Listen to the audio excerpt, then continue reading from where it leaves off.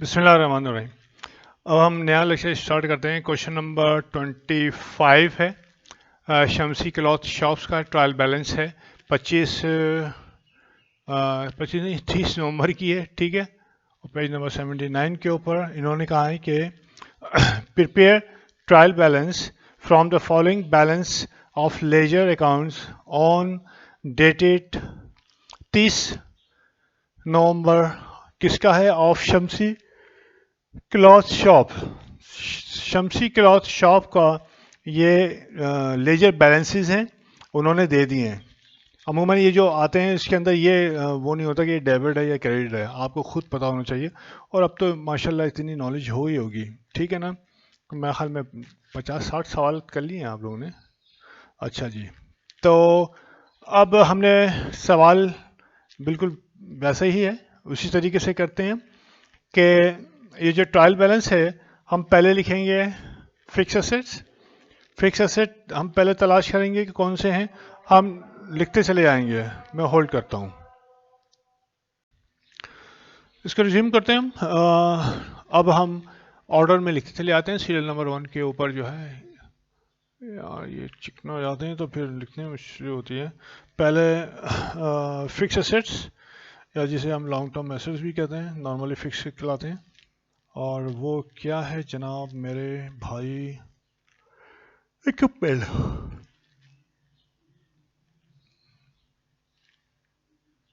ठीक है, इक्विपमेंट इनका है 30,000 रुपये का। डेबिट होता है इक्विपमेंट हमेशा, ठीक है जी, ये लिख दिया हमने। अब इसी पेन से लिखेंगे, इसमें ज़रा डार्क होता है, अच्छा नज़र आता है। और उसके बाद कोई और फिक्स एसेट है हमारे पास? कोई और फिक्स एसेट हमारे पास नहीं है, तो हम करंट एसेट पे आ गए। तो करंट एसेट में नॉर्मली कौन सा है जनाब? स्टोर सप्लाईज हम लिख लेते हैं।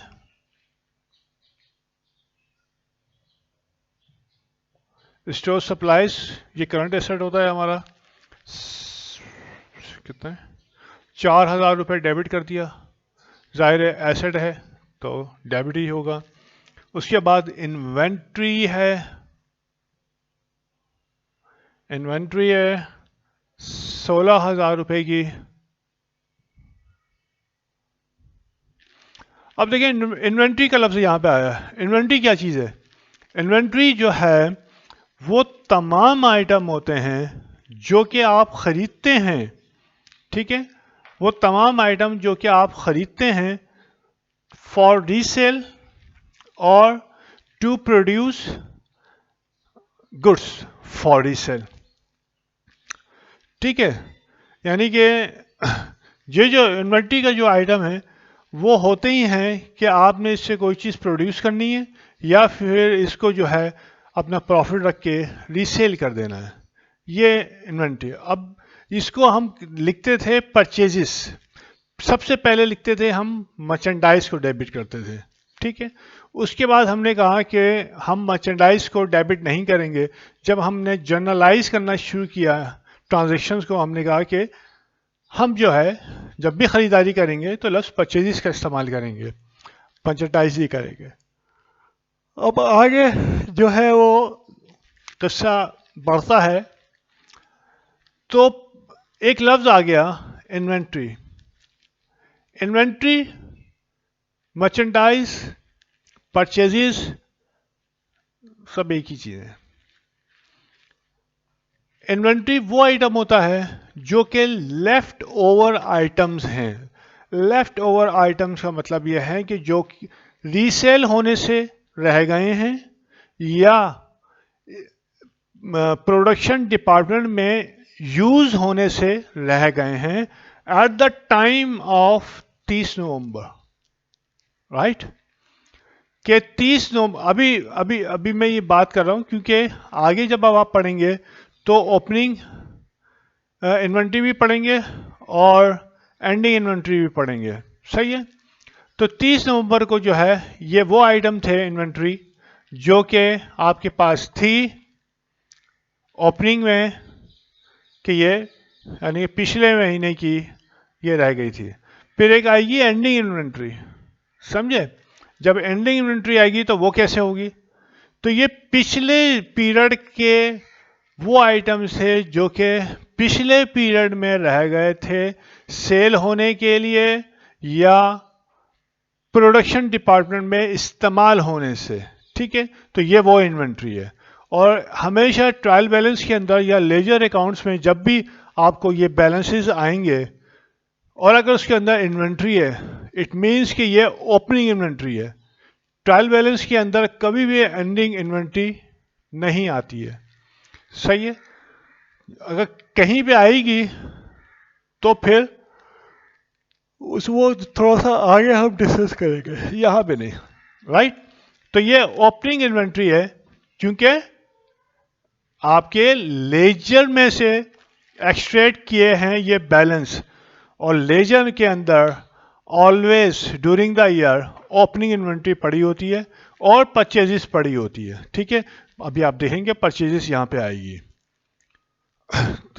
ये थोड़ा सा कंसेप्ट जो है आपका थोड़ा सा काम करेंगे तो अभी हम उस पे और भी बात करेंगे, तो आपको अल्हम्दुलिल्लाह बहुत अच्छी आपकी सूरत हाल होगी और बहुत अच्छी सेहत हो जाएगी इस बारे में। तो ये इन्वेंट्री आपने लिख ली 16,000 रुपये। अच्छा जी, तो आओ मेरे नाल तीसरा इन्वेंट्री सप्लाई, और क्या चीज़ है भाई, ये बड़ी मुश्किल होती है तलाश करना जो है ना। फिर है एक कुछ कैश इन हैंड है, यस। फिर एक और करंट एसेट है account receivable. Account receivable 20,200, account receivable 20,200। उसके बाद है कैश इन हैंड 17,000 रुपये, ठीक है? उसके बाद है अकाउंट रिसीवेबल का ये हो गया। उसके बाद कौन सा है, ये 5 हो गए। लोन, उसके बाद लोन शुरू हुआ, बैंक लोन, बैंक लोन 25,000 रुपये। लोन इज योर लाइबिलिटी, और लाइबिलिटी हमेशा क्रेडिट साइड पे होती है। और लोन के बाद कोई और पेएबल है, exactly accounts payable, accounts payable how much, 8,300। Accounts payable is your liability, liability हमेशा क्रेडिट साइड पे होती है। अकाउंट्स पेएबल हो गए, और उसके बाद कोई और पेएबल नहीं है। फिर उसके बाद कैपिटल आया, और उसके बाद आ गई आपके पास आई थिंक ड्राइंग है, ड्राइंग्स भी हैं, ठीक है? कैपिटल हो गई, ड्राइंग्स हो गई। कितने अमाउंट है कैपिटल का? 60,000 रुपये कैपिटल का है, ये 60,000 रुपये। और ड्राइंग्स हैं आपकी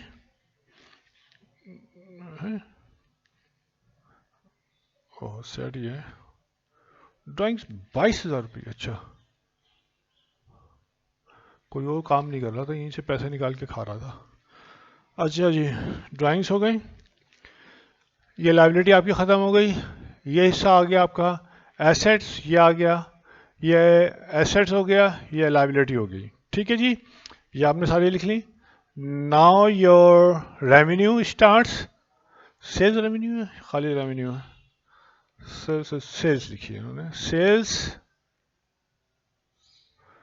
सेल्स है हम 85,000 रुपये सेल्स है, ठीक है? और उसके बाद जो है और कोई इनकम है, ओ कोई फ़ी अर्न की है इन्होंने किसी से, फ़ी अर्न जो है आपने की है 1,700 रुपये, जो 1,700 सॉरी और 17,000, जो आपकी रेगुलर जो रेवेन्यू होता है,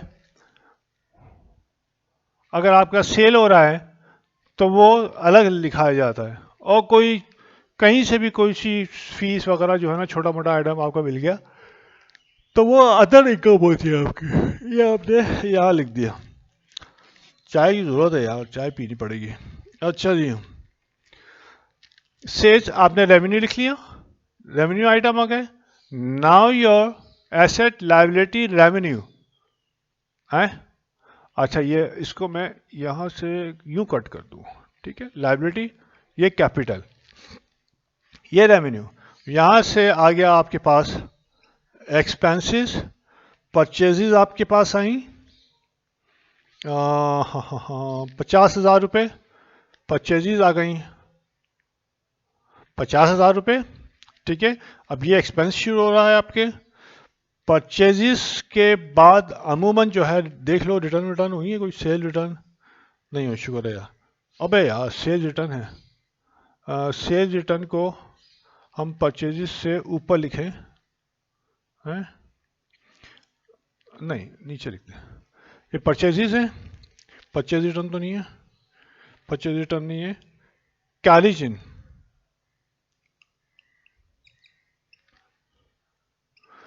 अमूमन cartridge in, carriage in, freight in purchases के नीचे लिखते हैं ताकि वो हमें ट्रेस में आसानी रहे। 900 रुपये, या हमने 900 रुपये लिख दी। उसके बाद परचेजेस सारे आइटम ख़त्म हो गए। अब यहाँ पे आपके पास शुरू हुआ, आपने लिखा सेल्स रिटर्न है, सेल्स रिटर्न एंड अलाउंस।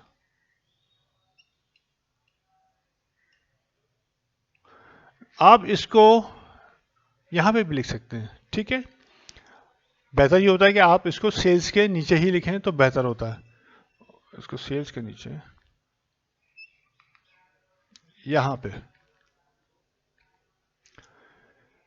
अच्छा जी, सेल्स रिटर्न, लेकिन तरीका बता रहा हूँ कि आप नीचे भी लिख सकते हैं, डजंट मैटर। 1100 रुपये,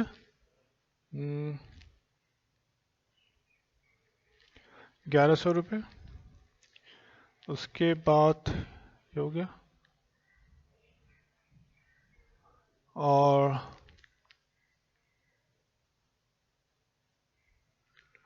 ठीक है, सेल रिटर्न हो गया। Then wages and salaries,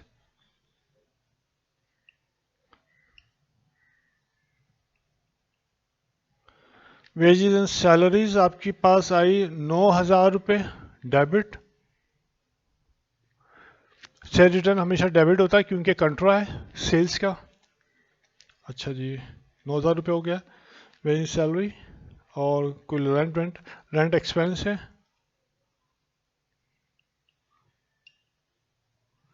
rent expense 6,000 रुपये। उसके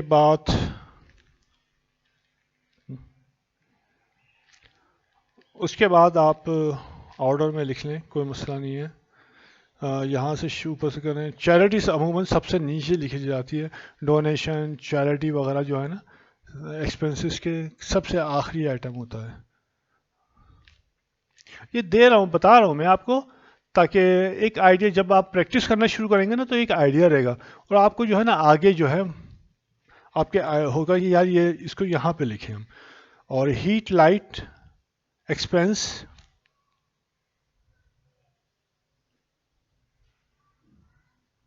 heat light expense 3,400,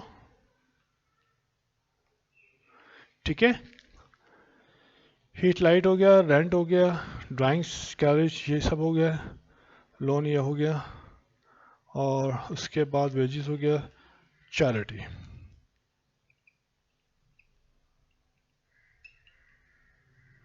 charity expense 400 रुपये, ठीक है। इसमें ये होता है कि जब आप ये जो ट्रायल बैलेंस ये इसका दिया हुआ हो ना, तो आप पेंसिल से जो है ना आप फ़ौरन जो है ना लिखना चाहिए, वरना तो जब आप अगर एकदम शुरू कर देंगे अपना सवाल जो है, तो उसमें फिर आपको देर लगेगी, आपको तलाश करना पड़ेगा। आप पेंसिल उठाएं और मार्क करना शुरू कर दें कि कौन सा ये 1 है, कौन सा 2 है, कौन सा 3 है, कौन सा 4 है, इस तरीके से आप मार्क कर लें और फिर देन ठकाठक फिल इन द ब्लैंक्स कर दें।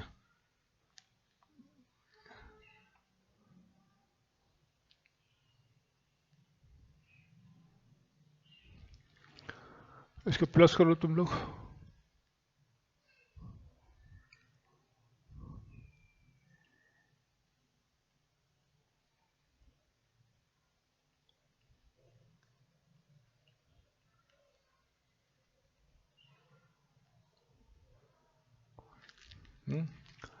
एक दो तीन चार पाँच छः सात आठ 10 11 12 13 16 17 18 और ये तमाम आइटम हो गए आपके किसके, एक्सपेंस के। ठीक है, अब आपको ये प्लस कर लिया, प्लस करो यार, तो इसको मैं करता हूँ जी। यहाँ पे जो है हमने जब इसका टोटल किया, ठीक है, तो हम मेरा आया 1,71,900 और क्रेडिट साइड का टोटल किया तो 1,80,000 आया। तो मैंने दोबारा जो है ना जब फिगर्स को चेक किया तो यहाँ पे ये जो फिगर थी ये 9,000 की जगह मैंने 900 लिख दी थी। ठीक है, ये थोड़ा सा पीछे आप बैक करेंगे रिकॉर्डिंग को तो यहाँ पे 900 लिखी हुई होगी। तो ये 9,000 थी तो उसको मैंने 9,000 किया, जब 9,000 किया तो मेरा बैलेंस जो है 1,80 आ गया। ठीक है, ये 1,80 इक्वल हो गया।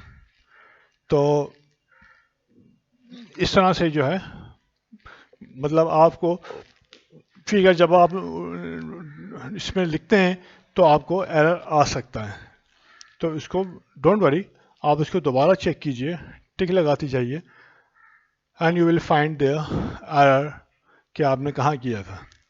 अभी मैं इसको पॉज कर रहा हूँ, आगे जो है बैलेंस शीट बनाएंगे और फिर देखेंगे कि क्या सूरत हाल होगी। सही है, इस बैलेंस शीट के अंदर मैं यहाँ से फिगर्स, यहाँ से उठा के फिगर्स लिख दूंगा। पहले मतलब फिगर नहीं लिखूंगा, ये तमाम चीज़ें मैं लिख दूंगा यहाँ पे ताकि हमारा थोड़ा सा टाइम सेव हो जाए। ओके, होल्ड कीजिए। तो ये मैंने यहाँ पे बैलेंस शीट के अंदर जो भी अकाउंट टाइटल थे वो मैंने लिख दिया। ठीक है, कि चूँकि वो इतनी प्रैक्टिस कर चुके हैं कि इक्विपमेंट ज़ाहिर एसेट है, स्टोर सप्लाईज, इन्वेंट्री जो है मैं आपको बताऊंगा। ठीक है, अकाउंट रिसीवेबल और कैश इन हैंड, वहाँ पे बैंक लोन, अकाउंट पेबल और वो पुरानी चीज़ें। अब इक्विपमेंट आपके पास है 30,000, आप भी यहाँ पे लिख दिया।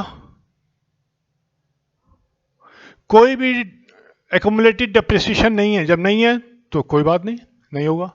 स्टोर सप्लाईज 4,000 की लिख ली आपने। इन्वेंट्री आपने जो है 16,000 रुपए की आपने यहाँ पे लिखी।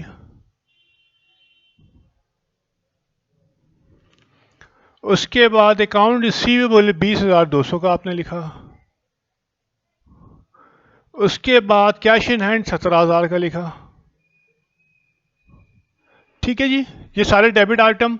यहाँ से आगे एसेट के, अब आपने लोन उठाया, बैंक लोन है 25,000, ये आपने यहाँ पे लिख दिया 25,000। उसके बाद अकाउंट पेबल है 8,300, ये लिख दिया आपने। ठीक है, उसके बाद कैपिटल आपके पास आया 60,000 रुपये का, 60,000 रुपये का, ये आपने कैपिटल लिख दिया। ओहो, अच्छा जी, ठीक है।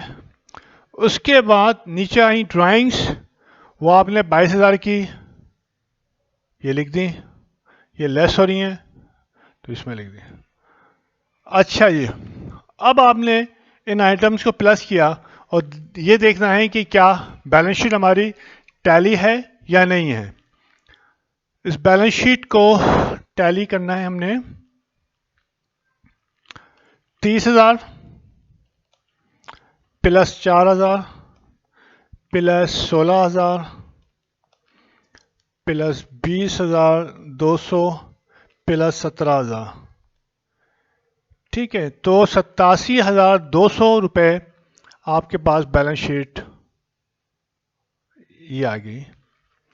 डेबिट साइड की 25 और प्लस 8,300, 33,000 की ये टोटल लायबिलिटी हो गई। ठीक है। और उसके बाद अल्लाह क्या करूं, 38,000 रुपये ये कैपिटल का आ गया। जब आपने ये ऐड किया 38 और 33 तो फिगर आई 71,000। अब बैलेंस शीट का जो डेबिट है वो 87,200 है। ठीक है। और जो क्रेडिट है वो 71,000 रुपये। टैली नहीं है, हो भी नहीं सकता टैली। क्यों नहीं हो सकता टैली? वो इस वजह से कि ये जो आइटम है सेल्स और एक्सपेंस के, इन आइटम को तो आपने लिए ही नहीं इसके अंदर, और इन आइटम को इस तरह से उठा के बैलेंस शीट में नहीं लिखते हैं, बल्कि इन आइटम की मदद से सेल्स और परचेजेस और एक्सपेंसेस की मदद से हम क्या निकालते हैं, प्रॉफिट निकालते हैं या लॉस निकालते हैं। ठीक है। यानी इनकम स्टेटमेंट बनाते हैं और उसके थ्रू हमें ये पता चलता है कि हमारा प्रॉफिट कितना है और लॉस कितना है, और उस प्रॉफिट एंड लॉस को जो है हम यहाँ कैपिटल में लिखते हैं, तो हमारा जो है बैलेंस शीट टैली होती है। तो बनाते हैं, आओ मेरे नाल ये भी बनाते हैं हम। ओके। शमसी क्लॉथ यहाँ पे आ जाएगी ना, सही है। ओहो, शमसी शॉप। ठीक है, टेढ़ा हो गया। और इनकम, यार क्या लिख रहा हूँ, इन्वेस्टमेंट लिख रहा हूँ। इनकम स्टेटमेंट, एक होता है प्रॉफिट एंड लॉस अकाउंट, उसका फॉर्मेट थोड़ा सा डिफरेंट होता है, चीज़ एक ही है। इनकम स्टेटमेंट जो है बनाई जाती है ज़्यादातर, क्योंकि इनकम स्टेटमेंट जो फॉर्मेट है वो यूएसए में ज़्यादा इस्तेमाल होता है, तो वो हम ज़्यादा फॉलो करते हैं। कभी कभी सवाल में प्रॉफिट एंड लॉस अकाउंट भी बनाना आ जाता है, वो भी हम देख लेंगे।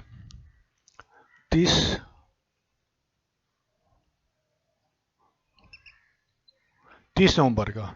ठीक है, ये आपने हेडिंग डाल दी। अब आपने क्या किया, सेल्स उठाया, आपको प्रॉफिट मालूम करना है ना, आपने उठाया सेल्स। सेल्स की फिगर कितनी है जनाब? है 85,000 रुपये। सेल्स है आपका 85,000 रुपये। ओके। फीस नहीं लेंगे, फीस नीचे लिखेंगे। नॉर्मली तो अभी ये मौका है कि मैं तो सारा डाल दूं, लेकिन पहले से ही मैं आपके डेवलपमेंट चाहता हूं कि किस तरह से आपने सेल्स लिखी। सेल्स में से रिटर्न है, यस बिल्कुल है, लेस करेंगे तो ये सेल्स है, ग्रॉस में लिख देता हूं आपको ताकि ये ग्रॉस है। इस सेल्स को नेट सेल बनाना है। क्या इसमें से अगर कोई रिटर्न्स हैं एंड अलाउंसेस, वो आप माइनस कर देंगे। बिल्कुल है, ये सेल्स हो गई, और सेल्स रिटर्न एंड अलाउंस 11,000 है, 1100 सॉरी 1100। ये 1100 आपने यहाँ से माइनस कर दिया, तो आपके पास नेट सेल आ गई। ये अभी हम निकालते हैं। ठीक है जी, यार निकाल ही लो। 85 माइनस 1100, 83,900। ये क्या हो गई, नेट सेल्स। ठीक है। अगर यहां पे डिस्काउंट होता तो वो भी माइनस कर देते, मैं लिख लेता हूं, है नहीं, सिर्फ आपकी तवज्जो का मुंतजिर हूं। सेल्स डिस्काउंट, क्योंकि ये नहीं है तो ये आपको नहीं ले, ये भी माइनस हो जाता, तो नेट सेल आपके पास ये आ गई। अब इसमें से आप क्या करेंगे, परचेजेस लेस करेंगे, परचेजेस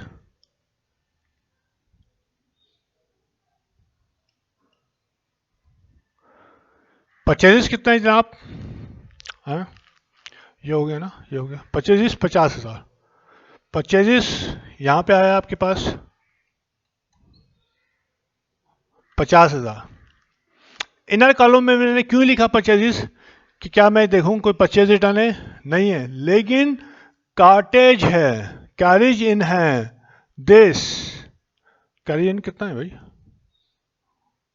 अच्छा 900, carriage in, freight in, cartage in, transportation in, वो तमाम के तमाम डायरेक्ट परचेजेस के अंदर ऐड होते हैं और इस तरह से लिखे जाते हैं, ऐड कैरेज इन, ठीक है, 900 रुपए की, 900 रुपए ऐड होके 50 50,900 आ गया, ये आ गया यहाँ पे 50,900, ये आपने माइनस किया तो 83,900 में से माइनस किया 50,900, 33,000 रुपये जो आपके पास, ये आपके पास आ गया ग्रॉस प्रॉफिट।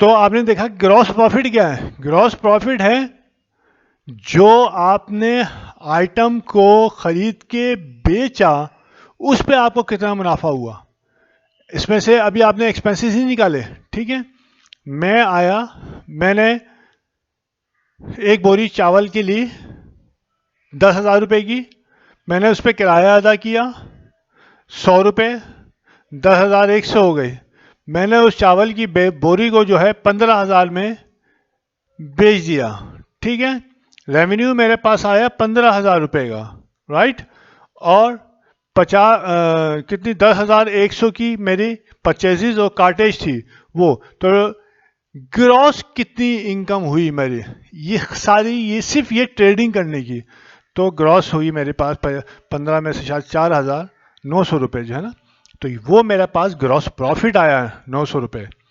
ये cost of doing business, trading, not business, business में तमाम एक्सपीरियंस, बहुत सारी अभी टर्मिनोलॉजी आपको आएंगी, तो ये जो आपने ट्रेडिंग की उस पे जो है ना प्रॉफिट आया, नाउ खाली ट्रेडिंग तो नहीं है ना, आप तो बिजनेस कर रहे हैं, बिजनेस के एक्सपेंसेस होते हैं, तो लेस आपको करने पड़ेंगे एक्सपेंसेस, जिसको ऑपरेटिंग भी कहते हैं, थोड़ा सा आप आगे तशरीफ लेके जाएंगे तो आपको ये लफ्ज आएगा ऑपरेटिंग एक्सपेंसेस।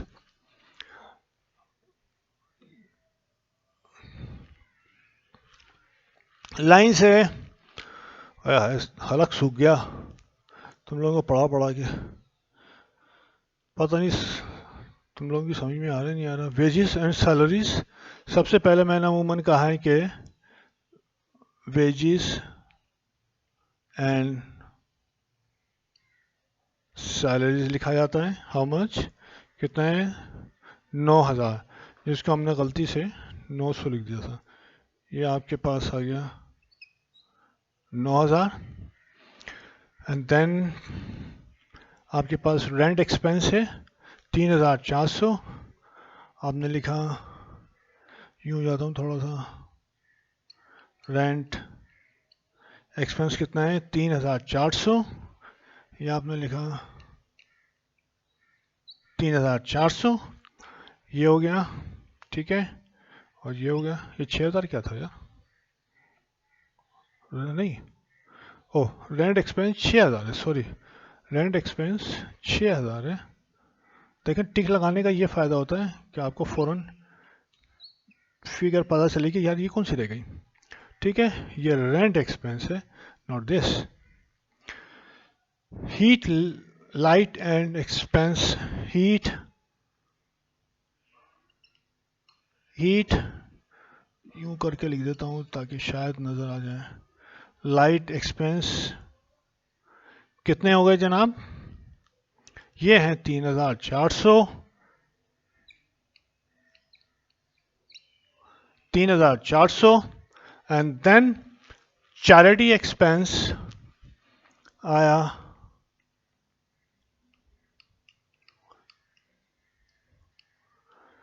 चैरिटी एक्सपेंस आया 400 रुपये। ये आपके पास आ गया 400 रुपये। टोटल आपने निकाला, एक मिनट, जब हम इसको अब रिज्यूम करते हैं और हमने ये देखा कि प्रॉफिट एंड लॉस हमने जब बनाया तो हमने ग्रॉस सेल्स ग्रॉस ली हमने, उसमें से हमने सेल डिस्काउंट निकाला या रिटर्न निकाला, ये निकाला 83,900 रुपये आया। ये हम वर्क क्यों कर रहे हैं? ये वर्क इस वजह से कर रहे हैं कि हमारी बैलेंस शीट टैली नहीं हो रही है। और बैलेंस शीट टैली क्यों नहीं होगी? क्योंकि इसके अंदर ये जो हिस्सा है सेल्स और एक्सपेंसेस का, इसको तो हमने इनकॉर्पोरेट किया ही नहीं है, तो क्या टैली कैसे होगी? घंटा होगी। तो हमको ये जो सेल्स और एक्सपेंसेस, रेवेन्यू और एक्सपेंसेस को इनकॉर्पोरेट कैसे किया जाता है? Through income statement. Income statement के तमाम हम रेवेन्यू और एक्सपेंसेस को हम लिखते हैं और वहाँ से एक्सट्रैक्ट करते हैं कि कितनी इनकम हुई और कितना लॉस हुआ। उस इनकम और लॉस को हम ट्रांसफ़र करके कैपिटल में लिखते हैं, तो हमारी बैलेंस शीट टैली होती है। सही है? तो हमने यहाँ पे क्या किया जनाब, इसको मैं बंद कर दूँ, फ़ौरन सूखता है, थोड़ी ठंड है। अच्छा जी, तो यहाँ पे मैंने ये परचेजेस आपने ऐड की और कैरेज इन आपने उसके अंदर ऐड कर दिया। तो यानी कि कॉस्ट ऑफ ट्रेडिंग जिसे कहते हैं वो आपके पास आई 33,000 रुपये, जो कि ग्रॉस प्रॉफिट होता है। राइट, ग्रॉस प्रॉफिट आपके पास आया कि नेट सेल्स में से या नेट रेवेन्यू में से आपने जो कॉस्ट ऑफ प्रोडक्ट है जो जिसमें ट्रेडिंग कर रहे हैं वो जब माइनस कर देते हैं तो आपके पास ग्रॉस प्रॉफिट आ जाता है। It is a margin. Gross profit में से तमाम जो है ऑपरेटिंग एक्सपेंसेस आप जब निकालते हैं, जो कि कॉस्ट ऑफ डूइंग बिजनेस होती है, वो आप माइनस करते हैं तो आपके पास नेट ऑपरेटिंग प्रॉफिट आता है, जो कि ये है। ठीक है, आपके पास ये नेट ऑपरेटिंग प्रॉफिट आता है। वो कैसे आता है कि ग्रॉस प्रॉफिट में से जब आप तमाम एक्सपेंसेस माइनस करते हैं, वेजेस, रेंट, हीट, लाइट और चैरिटी आपने माइनस किया, इनको प्लस करने के बाद ये आया 18,800। तो जब 33,000 ग्रॉस प्रॉफिट में से 18,800 आपने माइनस किया तो 14,200 रुपये जो आया, ये आपके पास आया net operating profit. Operating means कि आप बिजनेस कर रहे हैं, आप कोई ऑपरेशन कर रहे हैं और उस ऑपरेशन को सरअंजाम देने में आपको प्रॉफिट हुआ, लॉस हुआ। तो नेट ऑपरेटिंग प्रॉफिट तमाम एक्सपेंसेस को माइनस करने के बाद, तमाम आपकी रेवेन्यू को में से निकालने के बाद जो प्रॉफिट आता है, जो वो होती है नेट ऑपरेटिंग प्रॉफिट। इस नेट ऑपरेटिंग प्रॉफिट के अंदर हम जो छोटी मोटी अदर इनकम्स होती हैं, सही है, जो कि आपका नॉर्मल बिजनेस लाइन नहीं होती है ना, बहुत मोस्टली होती हैं। मतलब आप एक बिजनेस कर रहे हैं लेकिन बीच में जो है ना आपको कोई अचानक कोई, मतलब मैं ट्रेडिंग कर रहा हूँ खरीद फरोख्त की, वो कहता है कि यार मुझे कोई कंसल्टेंसी दे दो इस चीज़ की। तो कंसल्टेंसी मेरा लाइन ऑफ बिजनेस नहीं थी। ठीक है, वो तो एक वंस इन अ ब्लूम जो है ना, कोई बंदा आ गया मुझसे कंसल्टेंसी कर ली, या वो कहता है कि मुझे पढ़ा दो, ठीक है, तो मैंने उसको पढ़ा दिया तो उसकी फ़ीस ले ली। तो ये मेरा नॉर्मल काम क्या है? मेरा नॉर्मल काम है ख़रीद फरोख्त करना। ठीक है, तो एक नॉर्मल बिजनेस होता है, एक होता है उससे हट के कोई आपको इनकम हुई। तो नॉर्मल बिजनेस से हट के हमको क्या हुई? हमको यह हुई जनाब, इसने कहा कि फ़ीस, किसी भी किस्म की कोई जो है ना फ़ीस जो है ना, आपने अपनी सर्विसेज दी तो पार्टी ने आपको फ़ीस दे दी जो कि थी 1700 रुपये। ठीक है, तो आपने नेट ऑपरेटिंग प्रॉफिट में आप जो है अदर इनकम जो भी आपको होती है छोटी मोटी, उसमें ऐड कर देते हैं। ठीक है, ये आपने ऐड की। और जो टोटल फिर जो प्रॉफिट आता है आपका, वो जो कहलाता है टोटल प्रॉफिट। ये जो है प्रॉफिट आप ट्रांसफर करते हैं कैपिटल अकाउंट के अंदर, बैलेंस शीट के अंदर करके देखते हैं। 15,900 रुपये मैंने यहाँ पे ऐड किया, ठीक है। जब मैंने ये ऐड किए तो कितना आ गया, 60,000 प्लस, नहीं माइनस 22,000, ड्राइंग माइनस होती हैं, और प्लस 15,900, यानी 38,000 में आपने 15,900 ऐड कर दिया, सिंपल या यूं कर लीजिए आप। तो ये आ गया 53,900, ये मैंने मिटा दिया, ठीक है। 38,000 रुपये, अब हमारा ताल्लुक 38,000 से नहीं है, ये मैंने मिटा के 53 में मैंने प्लस किया 33,300, तो 87,200 आ गया। एक चीज़ और मैं अभी आपको बताता हूँ, 87,200, ठीक है। 87,200 डेबिट हो गया बैलेंस शीट का, और 87,200 क्रेडिट हो गया बैलेंस शीट का। प्रॉफिट आपने यहाँ से कैलकुलेट किया, प्रॉफिट को आपने ट्रांसफर, ये प्रॉफिट यहाँ से ट्रांसफर हो गया कहाँ, हियर, ठीक है। ये वाला profit, not this operating profit नहीं, टोटल प्रॉफिट वो यहाँ पे आ गया, और फिगर आपकी जो है टैली हो गई, क्रेडिट और डेबिट, ठीक है। यहाँ पे एक छोटी एरर हुई थी, ये जो है मैंने 33,000 लिख दिया था, जबकि 33,300 होना चाहिए, क्योंकि 8,300 था, तो ये 33,300 है। उसको सही कर लीजिएगा, क्योंकि थोड़ा सा बैक जाएंगे तो वो 33, वो ये फिगर लिखी हुई होगी। तो ये आपने अभी यहाँ पे ये देखा कि मैं देखूँ फिगर्स वगैरह सही है, हाँ कोई मसला नहीं है। इसको थोड़ा सा नहीं, ओके ओके ओके, इसको ऐसे ही रहता हूँ। तो ये आपके पास साथ साथ में इनकम स्टेटमेंट इस वजह से बना रहा हूँ, सिखा रहा हूँ कि आगे जो आपका एडजस्टमेंट्स आएंगी, बस एक सवाल और रहता है इसका, तो एडजस्टमेंट जो आती हैं, बल्कि फाइनल था, ठीक है, ये तो फाइनल था, चैप्टर हमारा क्लोज हो गया। तो अब जो हम एडजस्टमेंट पढ़ेंगे, एडजस्टमेंट इट्स क्वाइट जो है ना डिफ़िकल्ट भी है और इंटरेस्टिंग भी है, लेकिन बहुत लेंदी है, सही है।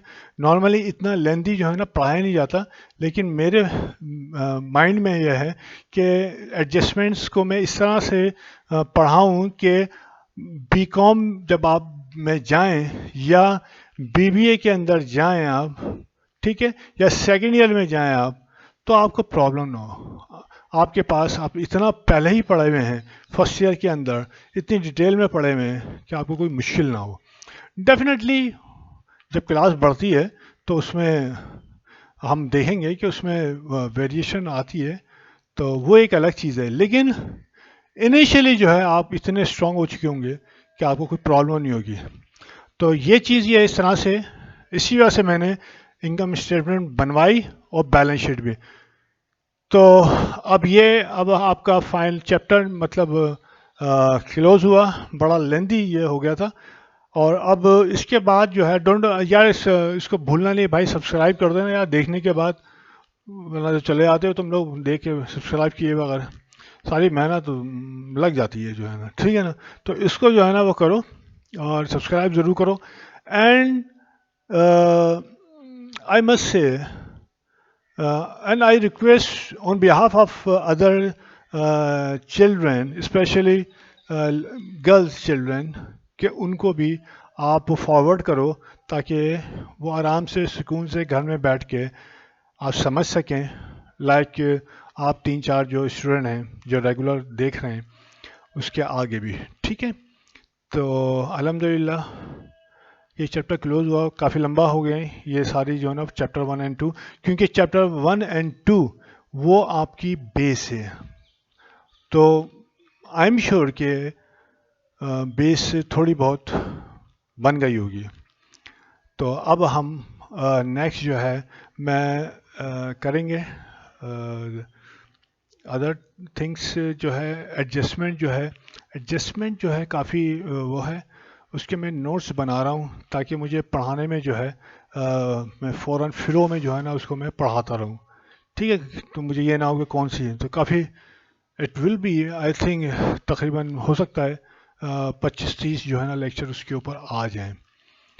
I will try to close it down under 20, लेकिन what the way I am writing, preparing my notes, तो वो लगता है कि 24-25 या 26 तक आ जाएंगे लेक्चर.